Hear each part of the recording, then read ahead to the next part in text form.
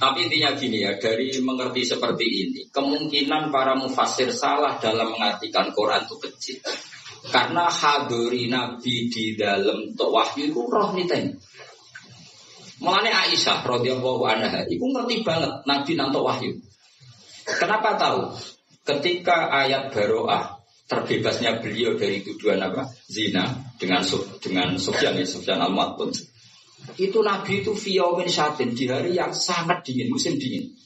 Di Arab itu kalau musim dingin itu ada salju.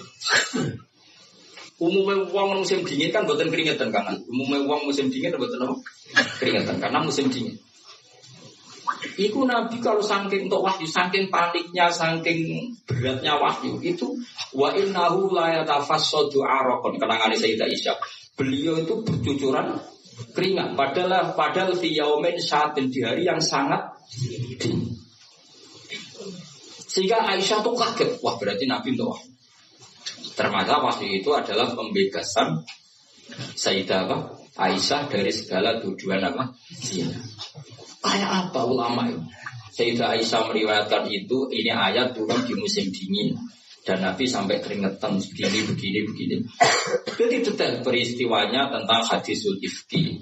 Rawinya seorang Sayyidah Aisyah di rumah Abu Bakar, ditunggoni ibunya Umi Ruman. Itu detail. Kesalahan itu kecil sekali. Bayangkan kalau tafsir itu diomongkan orang sing pokoknya ono ayat biro roh. Bareng roh wis terjemahan. Sing nerjemah dhewe ra wong alim. Sing umate akeh ya wong bodho kabeh anut. Terus otoritasnya itu di mana? Bayangkan ulama dulu wis alim, diuji oleh orang alim, dia murid alim, dikontrol oleh orang alim. Imam Bukhari itu diakui orang alim setelah diuji 100 ulama ahli hadis. Lagi lolos. Saya orang bodoh kabeh ngaji, iku niate ngaji mau golek barokah ora golek paham. Mergo wis ngerti nek ora bakal paham. Dadi aku ya realistis ae. Takoki kenapa ngaji sebab barokah. Semangkone kok mburi ora paham. Mau kenangane ngaji, ngajine rame. Maka sapa gua mbok mburi rapati guru. Padahal mau ngarep lah ya padha ae rapati paham. Mengane nek rapati paham mbok mburi beda alasan nek ora paham. Tapi kaji ilmu sama ulama dulu itu paham ora iso mau dites. Imam Syafi'i itu ngaji Imam Malik dites. Maca muwatta sih di sinau dhisik lagi ngaji Imam Malik. Itu dites. Sufyan Ats-Tsauri nanti ngetes Imam Syafi'i ini. Cara kowe mesti gagal. Tes-tesane ngono. Ada Sufyan Ats-Tsauri, ada Sufyan bin Uyainah. Ini ulama-ulama seniornya Imam Syafi'i. Ya Syafi'i nanya lo ya jangkar karena lebih senior. Ma makna hadis la tuharriku tayra atau atiron la tuharriku at-tayra min wakanatiha. Sebagai riwayat min makin nadiha. Manuk iku aja mbok obahno saka kurungane. Ya manuk itu jangan gerakkan. Jadi sangkar burung itu jangan kamu gerakkan saat ada burungnya. Tapi posisi pintu terbuka. Karena Imam Syafi'i itu orang alim. Dites, maknanya begini. Orang Arab itu kalau mau pergi itu tayamun maupun tasya'um. Jadi kalau burung di obano kurungannya kok terbang ke kanan, maka perginya mubarak baik. Tapi kalau digerakkan burungnya terbang ke kiri, maka pergi ini buruk. Nabi melarang itu. Nabi melarang umat Islam punya penyakit tatoyur. Tatoyur itu apa? Menggantungkan nasib dengan toyrun, burung. Makanya di surat Yasin apa? Innama toirukum ma'akum. Jadi apa? Paham lagi ya? Jadi orang Arab itu apa? Corong Jawa itu apa? Adu nasib, mengundi nasib. Kalau orang Arab pakainya apa? Nah, orang Jawa kan cecek. Misalnya cecek jeblok. Wah, alamat elek ras dono.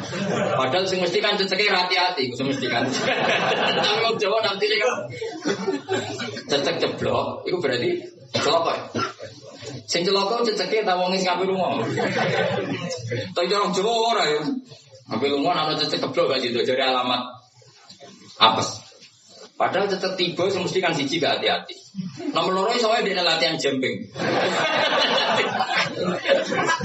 Ane latihan uji nyali. Nah itu Imam Syafi'i itu paham betul.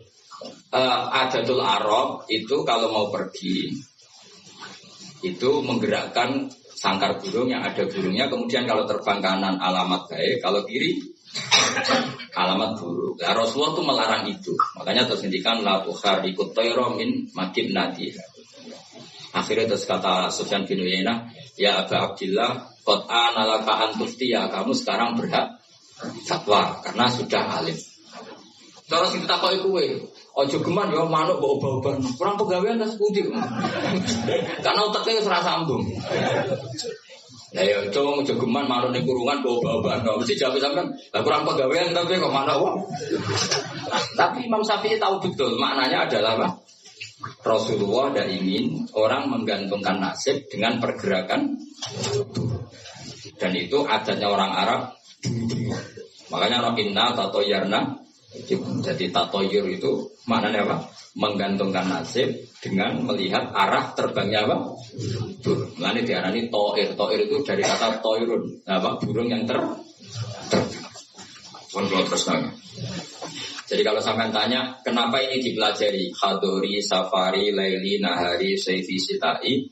Dengan otoritas seperti itu, maka kemungkinan ulama salah itu kecil. Karena jadi misalnya gini, Rasulullah itu suka dahar daging. Ya sudah, kita tafsirkan hanya ada momen di mana Rasulullah itu suka dahar daging. Rasulullah itu sering lapar. Ya maksudnya ada momen yang Nabi itu milih lapar. Rasulullah itu suka dahar. Ya ada momen yang Nabi itu suka dahar. Tanpa itu nanti makna hadis itu kacau semua. Apa? Kacau semua. Karena makna hadis itu otoritasnya itu terserah kita. Maksudnya terserah kita gimana? Misalnya begini. Awas rumah awas sekali salah setengah kafir. Pasti kafir swasta, bukan kafir tengah. Nggak, coba misalnya begini, enggak ini saya bedai. Wes akang alillah alhamdulillah. Ittaqu wa, kene namanya nih coba. Enggak jawab saja. Ittaqu wa dia sira kabeh. Takutlah sama Allah. Dengan cara apa coba? Wah, aku be Allah wedi terus kabeh melayu menghindari Allah. Tapi lafaz yang sama dipakai ittaqun nisa, takutlah sama perempuan, sama istri. Wis takut ora usah dikongkon, wis takut. Ada lagi misalnya nyon sewu ittaqul hayyah, kamu takutlah ular. Ittaqul faqra, takutlah sama kefikiran. Sama-sama kalimatnya takut, tapi tetap proporsional sesuai makna yang terkait. Ittaqullaha bitaat, takwalah Allah dengan melakukan taat. Justru takwa kepada Allah itu kita harus menuju Allah. Ya saya ulang lagi ya. Takwa kepada Allah itu justru harus menuju Allah. Sehingga monggo mriki, takut mriki sik. Boten niki sapi. Saudara tuh ini. Ya saya ulang lagi ya. Lafaz itu akan proporsional sesuai konteksnya. Dan ini para pendengar harus tahu. Misalnya saya ulang lagi ya. Ittaqwa, takutlah kepada Allah. Apa artinya kita menghindari Allah? Kalau kamu takut ular, takut perempuan cantik, kena fitnahnya harus menghindar. Kalau takut Allah, kalau menghindar kan malah salah. Makanya di Quran ada ayat di mana? Wa dzannu alla malja'a minallahi illa ilaih. Ada 3 sahabat yang melakukan kesalahan, yaitu takhalluf adil jihad. Beliau terlambat mengikuti perang Tabuk. Singkat cerita dineng Kanjeng Nabi sampai 50 hari. Semua sahabat diperintahkan Nabi jangan omongi dia. Hijrah dineng. Sehingga ketika dineng itu, mereka sudah selesai hidupnya. Ini disebut wa alas salasatil ladzina khulifu hatta idza taqat alaihimul ardu bima rahubat wa dhannu. Seterusnya itu sampai wa dhannu allamal ja'aminallah illa illah. Ketika dineng Nabi, dineng sahabat, entek udah. Bareng rasa entek uripe, terus beliau iktikaf di masjid, bahkan menyancangkan diri, mengikatkan diri dia tiang masjid. Dan dia berjanji semua hartanya diamalkan, semua hidupnya diibadahkan. Dan dia mengira sudahlah saya tidak bisa lari dari Allah kecuali menuju Allah itu sendiri. Jadi unik kan, takut Allah itu artinya apa? Justru harus mendekat. Kamu takut kiai, semua kiai kita hormati. Kita hormat sama Mbak Arwani, Mbak Mun, hormat sama Mbak Asim Asy'ari. Tapi hormat kita, takut kita malah kalau ada kiai ngaji kita mendekat. Tapi kalau takut ular kubra harus lari. Nah, sama-sama kalimatnya takut. Nah, bayangkan kalau makna di Quran seperti ini tidak oleh ahlinya, betapa salahnya. Sama-sama kalimatnya takut. Tetapi dengan banyak pengetahuan yang musalsal ila Rasulillah Shallallahu Alaihi Wasallam, kita tahu proporsi ittaqun nisa kayak apa, ittaqwa kayak apa, ittaqul hayah kayak apa.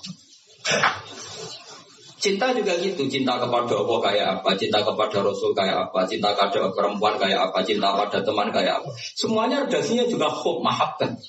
Tapi orang akan proporsional. Makanya ulama itu kalau ngendikan lafaz yang sama itu ditafsiri beda-beda. Misalnya gini, yang paling terkenal. Nah kira tahu krungu ya kebangetan. Inna Allaha wa malaikatahu yusholluna 'alan nabi. Wa sholat minallah ar-rahmah wa minal malaikah istighfar wa minal adami tadarruun wa du'aun. Coba, Allah itu kan di atas Rasulullah Muhammad. Apapun hebatnya kanjeng Nabi kan di bawah Allah. Berarti Allah di atas kanjeng Nabi. Maka ketika ada ayat ini, Inna Allaha satamni Allah Ta'ala yusolli misalnya. Maca sholawat sapa Allah. Mosok maca sholawat Allah ngene. Allahumma sholli ala Muhammad. Allah dhewe kok muni Allahumma terus piye kan gitu. Paham ya? Tentu redaksine Allah ya usolli ala Muhammad. Saya menambahkan rahmat kepada, ya langsung jadi usolli ala Muhammad azidu alaihi rahmatan. Saya menambahkan dia tak kasih rahmat.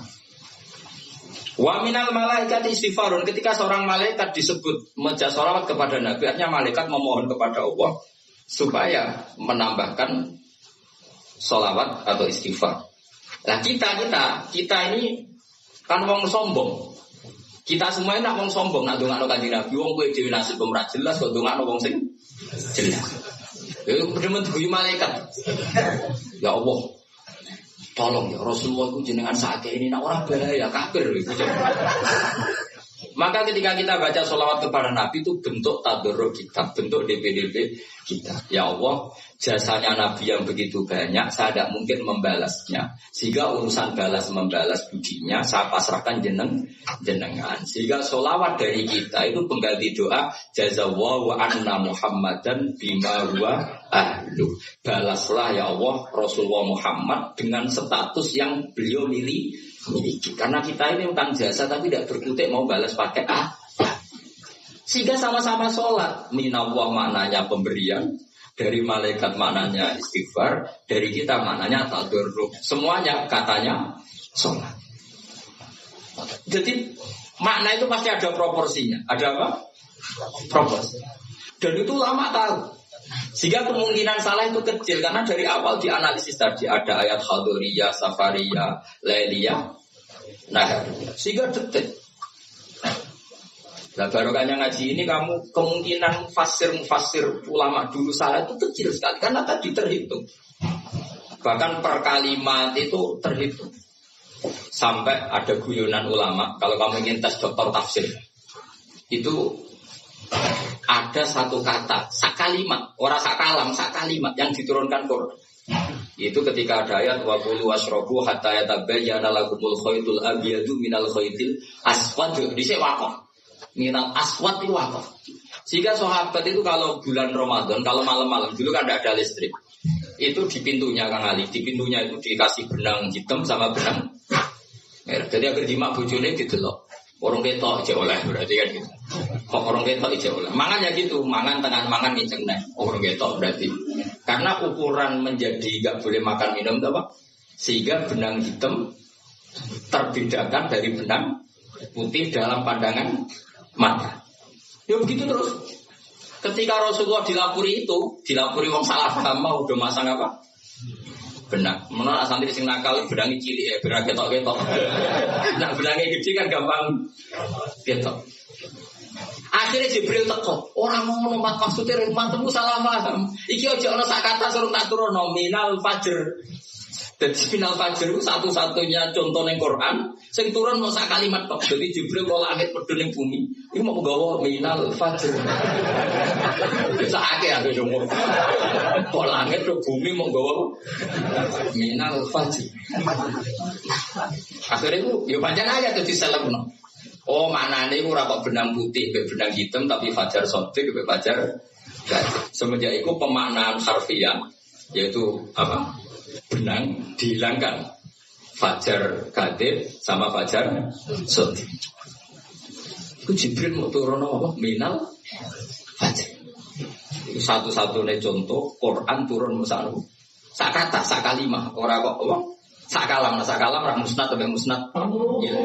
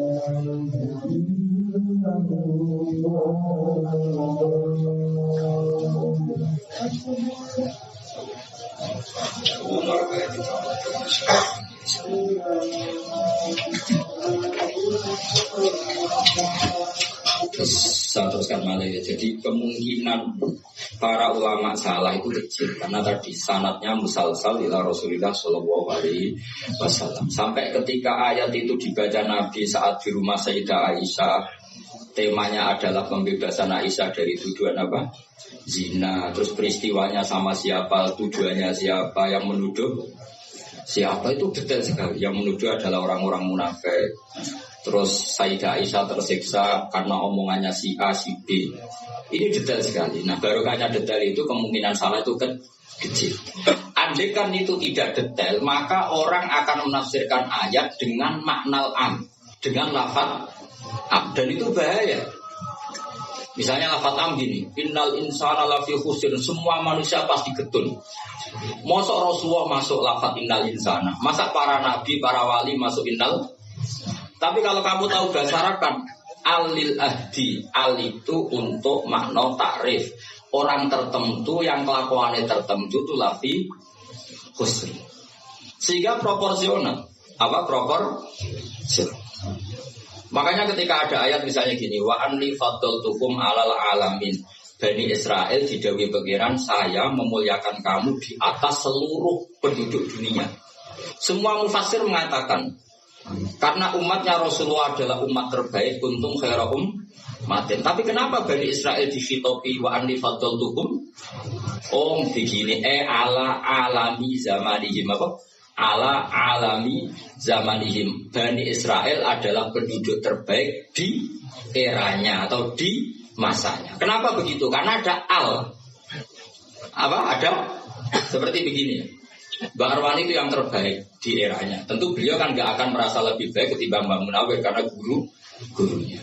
Mbak Mun terbaik di eranya tentu dibanding kita-kita. Kalau dibanding Mbak Zubair sama, saya tahu Al-Haddad terbaik. Tapi kan gak mungkin beliau kerja dibandingkan sama Fakih Muqaddam, sama Habib Ahmad bin Isa al-Muhajir. Semua ini orang-orang terbaik tentu kita tafsiri di eranya. Karena mesti beliau-beliau punya senior. Paham ya, jelas ya? Sama lah.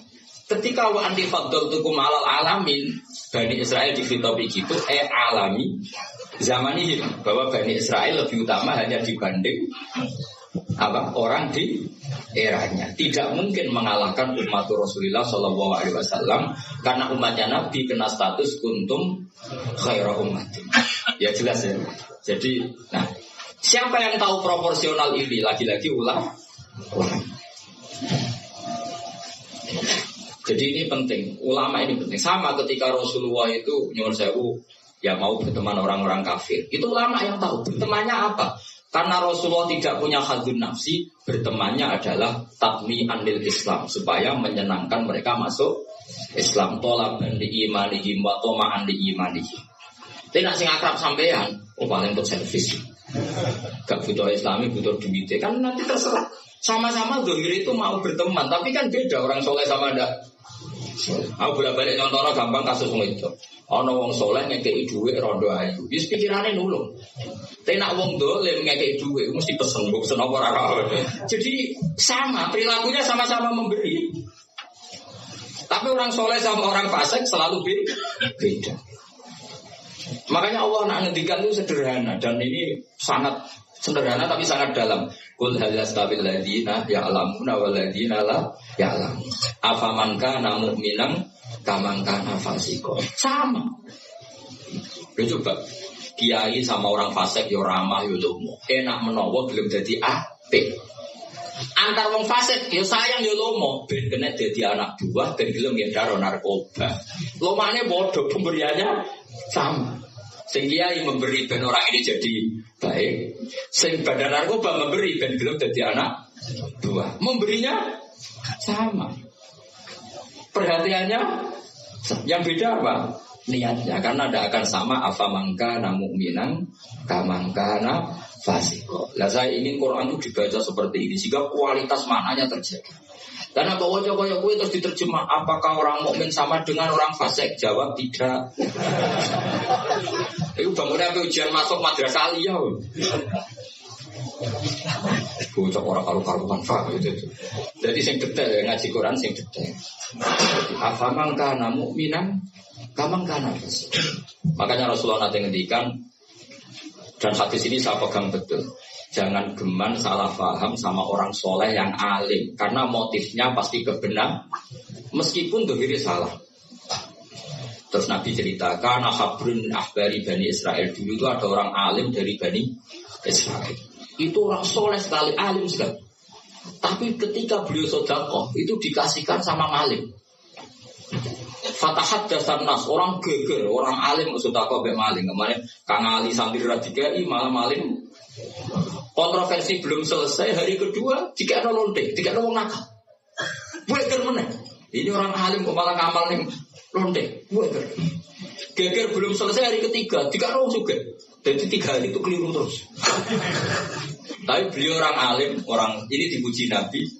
Kata beliau begini, wong nganti dadi lonte, wah kepen golek duit. Jadi wingi tak kei nduk, kowe dadi lonte golek duit iki tak kei tapi ora usah dadi lonte. Fala Allah antas ta'ifa, saya memberi itu supaya dia nggak jadi nakal.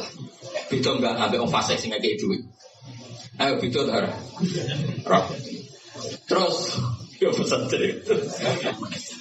terus copet itu dikasih, ditanya, kenapa kamu ngasih copet? Lah ya copet nganti nyopet golek duit cung ora usah nyopet yo dina iki tak kei. Biasane sedina untuk piro cung misal. Ya 500.000 wis kei 500.000 ora usah nyopet. Artinya apa? Sama-sama bentuknya itu ngasih, tapi motivasinya beda. Yang paling sini terakhir, wong sugih tiga. Wong sugih ya bingung, bah ya kalau sugih kok kayak duit, lah nanti gue medit, itu rasa saking senengnya duit tak tambahin. Akhirnya sih sugih. Makanya masyhur itu. Jadi artinya gini loh, wong alim ora iso dipadakno wong. Makanya ketika Rasulullah SAW berteman dengan Nasara Najran, sampai Nasara Najran sowan ke Nabi konsultasi tentang agama, terus bagian riwayat Nabi menghormati mereka, itu beda dengan kita. Kita seperti itu nggak boleh niru-niru amat karena konteksnya beda. Kekuatan kita, iman kita dengan Nabi itu beda. Tapi tetap ini menjadi hukum. Siapapun boleh analisis sesuai pahamnya masing-masing. Tapi tetap beda. Seorang lagi tetap beda. Karena tadi misalnya ono wong alim soleh terus senengane mulang rodo-rodo ayu. Ya kita harus sesuaikan. Paling banter sangka bodoh jadi pinter, sangka nakal jadi solihah, sangka kedonyan jadi eling akhirat. Ya motif utamanya seperti itu. Senajan kok akhirnya kecoba Hamdari itu soal diwayo. Ya tetap salah. Tapi kan motivasi utamanya itu bahwa para janda ini harus lebih baik. Makanya nenggone tiba nih manakib, nenggone tiba berjanji wayamsi ma'al armalati. Di antara sifatnya Nabi itu mau mengajarkan beberapa janda. Karena mereka kasihan. Tapi nak sing mulang sampai yang mulang Hamdani sing khusnudan itu sapa? Khusnudan itu kebodohan. Karena terus eling ben sing ayu iki sing elek iki kok. Dadi ora penting. Iku paham ta ora, yang penting dene aftar apal apa? Itu kan ngeri betul. Maka ini penting saya utarakan. Jadi Allah nak ngendikan itu sebenarnya sederhana, tapi maknanya jauh. Afamangka mu'minam kamangkana fasikum. Saya itu merasakan, saya kemarin yang 7 hari di Korea. Itu 2006 banyak santri Korea ngaji saya yang pas lainnya. Kenapa saya yang diundang? Sebenarnya saya itu gak diundang. Mereka minta saya ngaji. Beberapa kali sudah ngaji di Indonesia, terus mereka minta sekali-kali gue ngaji di Korea. Aku yang bilang gini. Tapi waktu ini terserah aku. Ngatur kiai dosa. Dia sesuai terserah jenengan. Mereka mintanya 1 bulan di Ramadan. Ini pondokku bukan tutup. Kiai sewa. 1 bulan Ramadan bisa. Akhirnya saya minta seminggu saja. Uniknya pas saya di Korea. Tahun 2006 tuh Kang Ali Imran itu mereka ngaji saya di Jogja. Delalah saya pas nerangkan ayat ya ayyuhalladzina amanu alaikum anfusakum la yadurrukum man dhalla idza tadaitum. Wahai orang-orang yang beriman, jaga diri kamu secara baik-baik. Setelah kamu menjaga kebaikan kamu, setelah kamu menjaga iman kamu, setelah kamu menjaga konsisten istiqomah kamu, la yadurrukum man dhalla idza tadaitum. Orang sekeliling kamu sesat enggak masalah. Kamu hidup di Jakarta enggak masalah, di Hong Kong enggak masalah, di Thailand enggak masalah. Sementing kesehatan kamu terjaga. Itu mereka terinspirasi. Itu satu-satunya ayat Gus yang menjadi kita nyaman hidup di Korea. Ustaz-ustaz di sana merasa nyaman. Enggak apa-apa kita dikepung orang ateis, dikepung orang macam-macam. La yadurukum man dhalla idza tadaitum. Hanya dikenang. Nasihat saya itu dikenang. Akhirnya mereka sepakat ngundang saya semua guru-guru bisa ijazah itu. Ya sudah, Korea itu bumi ateis, bumi di sini itu nangis semua karena lama gak dipakai sujud. Padahal lakal hamdu milku samawati wa milkul ardi, bahwa memuji Allah itu harus memenuhi langit dan memenuhi bumi. Nanti kalau orang Korea gak ada orang Indonesia, bumi ada sing lodang. Jadi didelok malaikat kedua, ini kok lodang karena gak ada yang sujud. Tapi baru kayak dikepung TKI 49.000 dan itu separuh lebih sholat. Sholatnya keren pisan, kadang yang Thailand, kadang yang gone. Karena kalau pas kerja itu waktu sholat disamakan waktu jeda 5 menit ke kamar mandi. Jadi rata-rata sholatnya itu pas di kamar mandi. Lucunya kalau mereka sedang baik nawari gini, apa tak belikan patung juga? Karena pernah ada orang TKI sholat itu dicengin ngisor. Mereka aneh, ada sembahyang kok tanpa patung. Karena tahunya mereka yang namanya sembahyang pakai. Jadi betapa mereka nggak kenal sekali sama Islam. Dan itu pertama kenal barokahnya orang-orang Indonesia 49.000. Nah sekarang udah bikin masjid, udah apa, terus ada yang ngontrak masjid. Jadi masjid itu unik. Kadang lantai 1 gereja, lantai 2 bar, lantai 3 masjid. Jadi saya pernah ngaji begitu, mau ke masjid melewati gereja dulu. Jadi masjid gambarnya salib. Karena yang di bawah itu gereja. Lewat situ. Lantai 2 bar. Bar itu lantai 3 masjid. Kadang balikannya masjid dulu bar. Jadi ya nguji iman betul. Teman saya ada yang cerita, saya pernah mau ke masjid, lantai 2 bar sudah masuk setengah. Ke masjid apa di sini aja ya.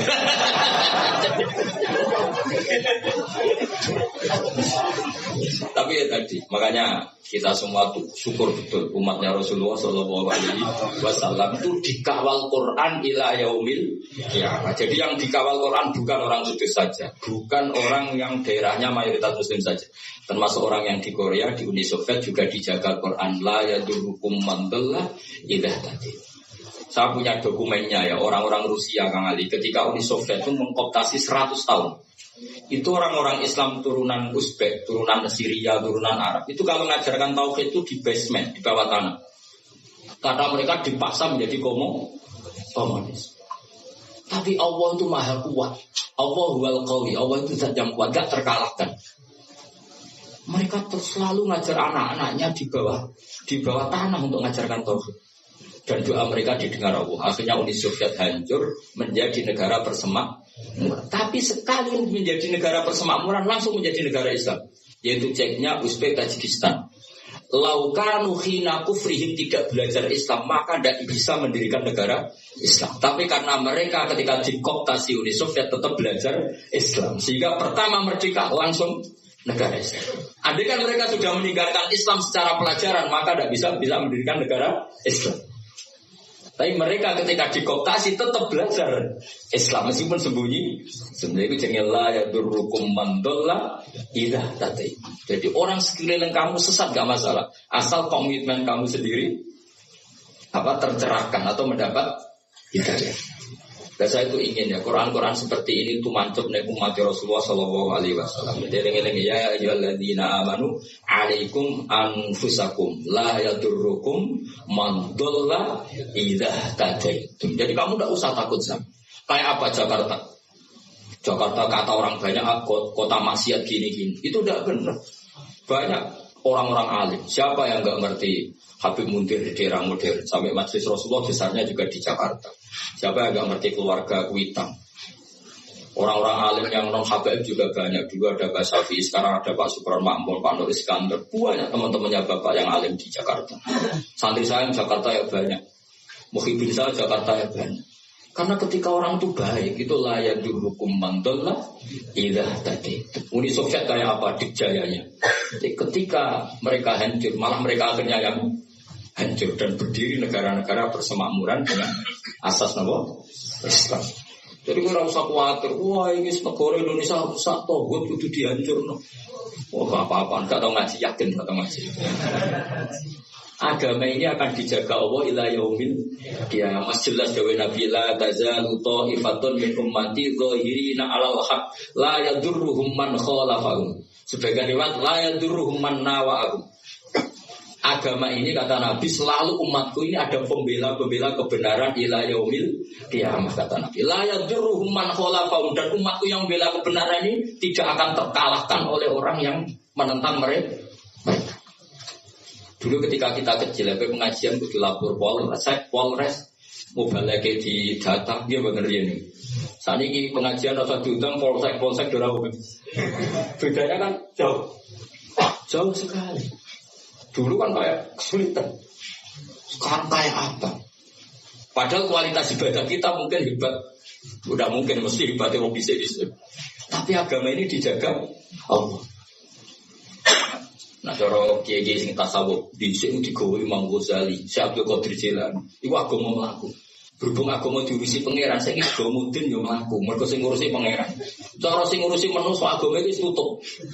Mergo sing go trimo mudin. Tapi berhubung dijogo pangeran. Sing go rada-rada pidol wis tetep mlaku. Dari Hamdani tetep. Ya memang Allah Ta'ala sudah janji la tazalu ta'ifat. Ini dawai kanjeng Nabi. Dawai kanjeng Nabi tentu semakna dengan wahyu. Karena apa? Wa ma yantiqu 'anil hawa in huwa illa wahyu yuha. Jadi dawai Nabi la tazalu ta'ifatun min ummati zahirina 'alal haq la yadurruhum man khalafahum. Jadi umatku akan selalu ada yang membela kebenaran dan tidak akan terkalahkan oleh yang menentang. Tapi syaratnya tadi loh ya, syaratnya seperti di Quran tadi, ida tadi itu.